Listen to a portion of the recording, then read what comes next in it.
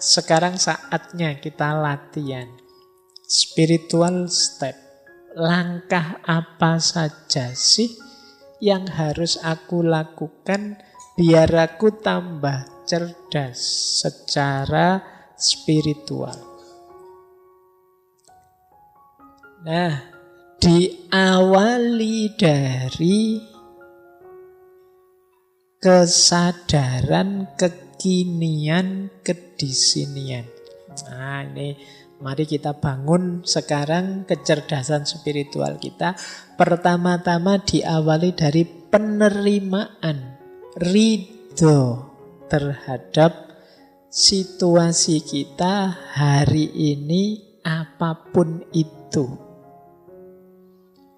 Jadi awal ridho ini akan jadi kunci. Awal penerimaan ini akan jadi kunci. Kalau di awal kita sudah tidak terima, kita sudah menyangkal, kita sudah tidak puas, sulit kita menghidupkan kecerdasan spiritual kita. Yang ada hanya mengeluh-mengeluh, protes-protes, dan lain sebagainya. Maka yang pertama penting kesadaran kekinian kedisinian. Jadi cuma untuk menerima itu kan kita harus tahu yang kita terima itu apa. Nanti jangan-jangan ada yang bilang, kan tidak ada yang ngirim Pak, saya nerima apa juga. Jadi situasi kita hari ini, kondisi kita hari ini. Nah, untuk tahu situasi yang harus kita terima, disitulah pentingnya ilmu. Jadi pengetahuan, baik tentang diri kita maupun tentang situasi lingkungan di sekeliling kita. Oh iya, saya sadar aku ini sampai detik ini masih orangnya pemarah. Saya terima dulu. Jadi banyak orang yang pemarah tapi tidak ngaku kalau dia pemarah. Maka kesadaran untuk kekinian kedisinian itu penerimaan diri yang itu diawali dari ilmu, pengetahuan kita tentang diri kita sendiri. Aku ini tipe yang orang gimana sih? Nah, diterima dulu, jangan diingkari, jangan denial. Kalau sudah, baru niat, azam yang kuat, niat. Saya masih pemarah, saya tahu, tapi aku akan berusaha untuk lebih baik. Nah, ini niat untuk jadi lebih baik. Setelah kita terima diri kita apa adanya. Jadi ridho, niat. Kemudian yang ketiga, refleksi tentang hakikat diri kita yang sejati. Kalau ini ideal.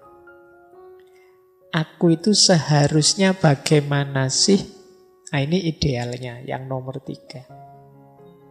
Jadi ini mungkin aspek tafakkurnya. Yuk kita pikir, aku itu harusnya gimana? Mengapa sih Allah itu menjadikanku seorang muslim yang hidup di Indonesia, di desa ini, punya saudara seperti ini, teman-temanku kok tipenya gitu semua, dan lain sebagainya. Jadi kita memahami kalau begitu aku harus apa? Aku harus bagaimana? Diriku harus dibentuk seperti apa? Nah, ini refleksi tentang hakikat diri kita. Kemudian saatnya berjuang, niat yang kuat, kemudian kita tahu target tujuan kita yang ideal tadi, kemungkinan kita akan bertemu banyak halangan dan rintangan. Di situ saatnya kita menaklukkannya. Jadi kita mungkin ketemu kemalasan kita sendiri, kita ketemu teman yang tidak mendukung kita, macam-macam. Nah, itu halangannya. Saatnya kita menaklukkannya. Tapi lagi-lagi kita juga harus ngerti ilmunya. Jadi nanti di setiap tahap itu kuncinya ada di ilmu. Kita harus tahu halangannya apa. Oh, ternyata halangannya itu nafsuku sendiri. Oh, ternyata halangannya itu lingkungan sekelilingku. Oh, ternyata halangannya itu. Nah, ini yang harus dibersihkan. Kalau dalam tasawuf, ini fase ketika kita bersih-bersih diri, namanya takholli. Setelah itu kita belajar kemungkinan-kemungkinan yang bisa kita tempuh untuk meningkatkan diri. Saya itu bisa lebih baik kalau pakai jalan ini. Pakai jalan ini juga bisa, pakai jalan itu juga bisa, Pak. Ada banyak kemungkinan. Nah, tapi dari banyak jalan nanti kita pilih satu kan tentunya. Yo ada banyak jalan kan tidak mungkin kita pilih semua. Nanti pening sendiri. Kalau sudah kita pilih satu, ya kita jalan di satu itu. Meskipun kita sadar orang lain mungkin ngambil jalan yang berbeda, monggo saja. Dan kita komitmen di jalan yang satu itu. Fokus di jalan yang kita ambil untuk memperbaiki diri tadi. Banyak kita hari ini sudah menetapkan mengambil satu jalan, tapi tidak fokus di jalan yang diambil, malah fokus di jalannya orang lain untuk mencari keburukannya jalannya orang lain. Hari ini kan banyak begitu. Saya sudah ambil rute ini deh, tapi kita tidak jalan-jalan. Yang kita lakukan hanya ngeritiki orang lain yang ngambil jalan yang berbeda. Wah, jalanmu salah, jalanmu sesat ke sana, yang benar ke sini, yang paling bagus ini. Jadi kita ribut menyalahkan jalannya orang lain, tapi kita sendiri tidak jalan-jalan di rute yang sudah kita ambil. Ini juga blunder.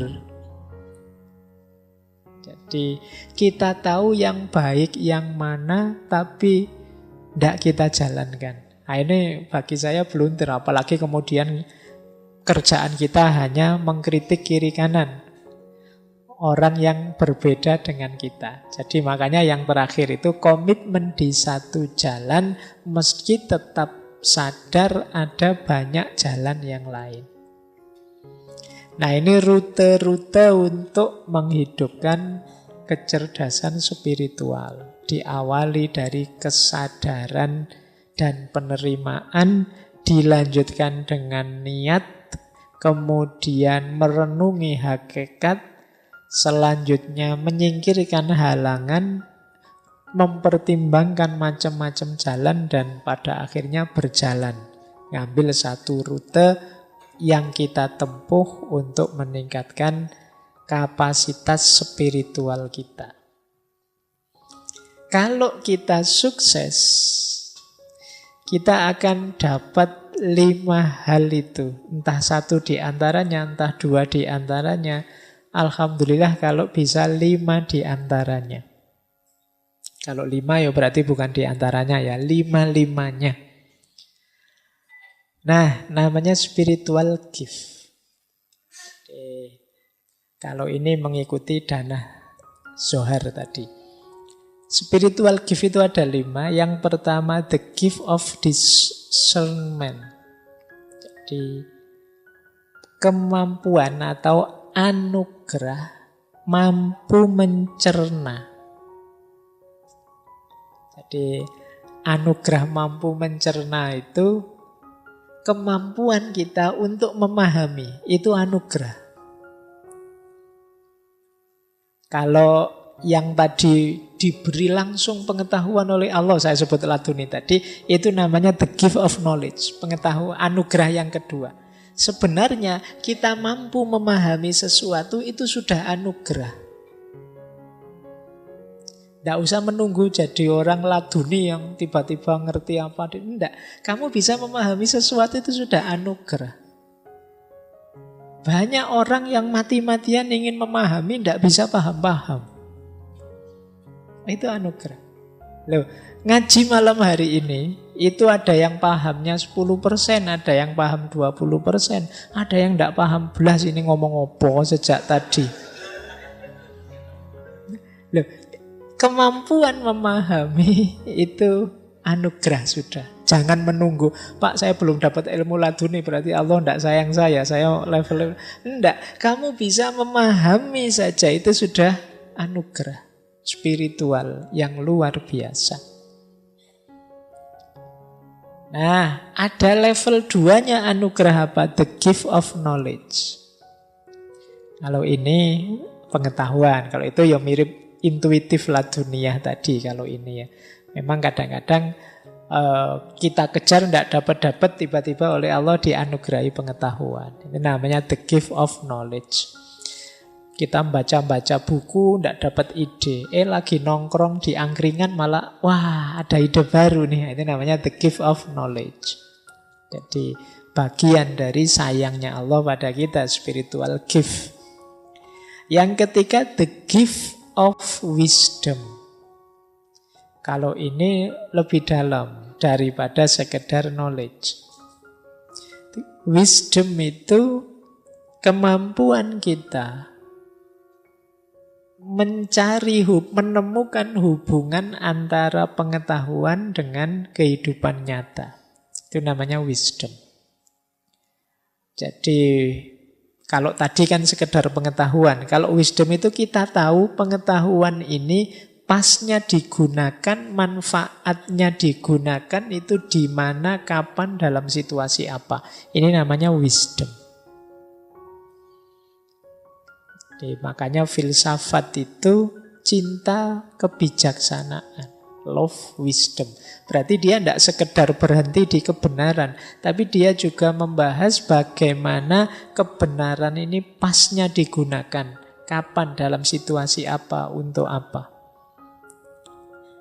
Nah, ada yang lebih dalam daripada wisdom, yaitu the gift of prophecy. Kalau ini bahasa literalnya nubuat. Kalau dalam Islam nubuwah. Kalau ini secara umum biasanya diartikan orang yang punya profesi itu orang yang bisa membaca secara luas dalam segala sesuatu, tidak hanya di masa kini tapi juga di masa depan dan masa lalu. Ini orang yang mendapatkan anugerah profesi jauh lebih dalam daripada wisdom, karena jangkauannya jauh lebih luas, lebih dalam, lintas waktu. Ini namanya profesi nubuah. Kalau dalam Islam jenisnya kenabian. Ada lagi yang lebih dari itu, namanya the mind of God. Kalau diterjemahkan letterlek itu seperti pikiran Tuhan. Ini orang hidup yang kalau bahasanya tasawuf itu kalau berjalan ya Tuhan jadi kakinya, kalau melakukan sesuatu Tuhan jadi tangannya, kalau melihat Tuhan jadi matanya. The mind of God. Orang yang keinginannya sudah selaras persis dengan keinginannya Tuhan. Ini lebih tinggi. Ini spiritual gift. Anugerah spiritual yang mungkin diperoleh orang yang cerdas secara spiritual. Dari level paling biasa namanya kemampuan memahami, sampai pengetahuan, sampai wisdom lebih tinggi, bisa sampai profesi, bisa sampai mind of God. Sufi-sufi tertentu itu kadang orang menyebutnya sampai di level mind of God.